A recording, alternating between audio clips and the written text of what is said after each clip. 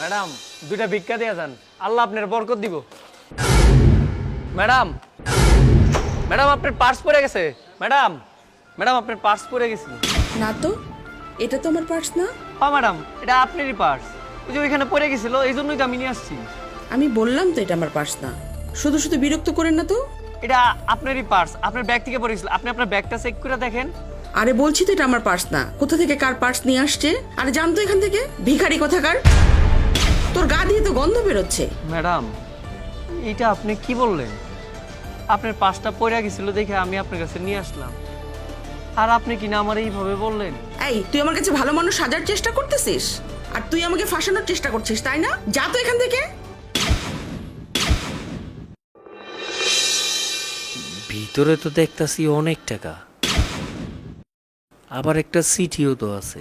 দিই তো কি লেখা আছে এটাতে? ভিক্ষা না করে যে টাকাটা দেওয়া হলো সেটা দিয়ে কর্ম করে পরিশ্রম করে খান।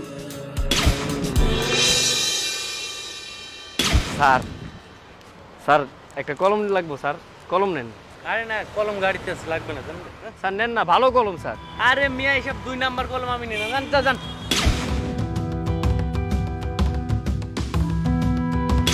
স্যার ভালো ব্রাশ আছে, কলম আছে, লাগবো স্যার।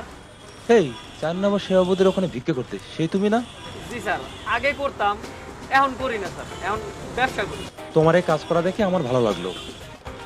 এখানে কয়টা ব্রাশ আছে? স্যার 6টা ব্রাশ আছে। আচ্ছা, তোমার এই 6টা ব্রাশ আমি কিনে নিলাম।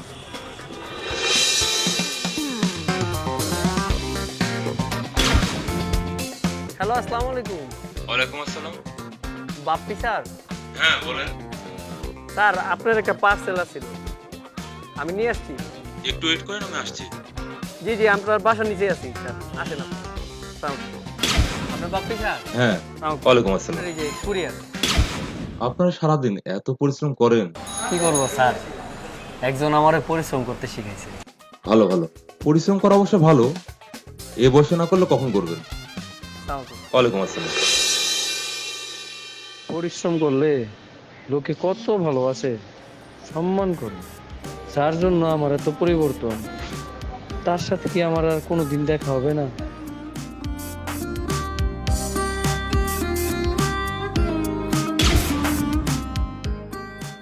আমাকে একটা জুস আর 2টা চিপস দেন তো। আরে ম্যাডাম আপনি, আর আমার এই দোকানে? আপনি? আপনাকে তো ঠিক চিনতে পারলাম না। আরে ম্যাডাম, আমার নাম মধু। ওই যে 4 নম্বর গেটে ভিক্ষা করতাম, আপনার পার্স পড়ে গেছিল, মনে আছে আপনার? ও, আপনি সেই? এই দোকান কি আপনার? জি ম্যাডাম, এটা তো আমারই দোকান। ম্যাডাম যদি কিছু মনে না করেন, আপনার কাছে আমার একটা প্রশ্ন আছে। কি প্রশ্ন? ম্যাডাম আমি শিওর ছিলাম পার্সটা আপনারই আছে, কিন্তু আপনি কেন যে স্বীকার করলেন না, আমি সেইটাই বুঝলাম না।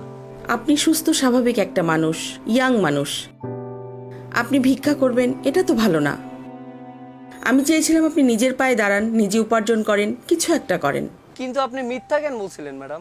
আমি চাইনি যে আমি দিয়েছি সেটা আপনি জানেন। হয়তোবা আমি দিচ্ছি এটা জানলে আপনি নিতেন না। আপনার অনেক ধন্যবাদ ম্যাডাম।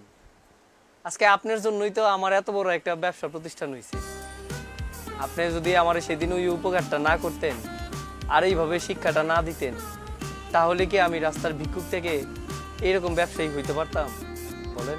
আচ্ছা যাই হোক, আমার দেওয়া টাকা আর আপনার পরিশ্রম দুটোই মনে হয় সফল হয়েছে।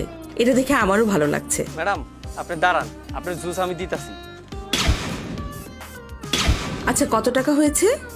দেখার কথা কইবেন না, আজকে আপনার জন্যই তো আমি এই দোকানের মালিক। আচ্ছা ওকে, থ্যাংক ইউ। ম্যাডাম যখন যা লাগবে এসে নিয়ে যাবেন। আচ্ছা।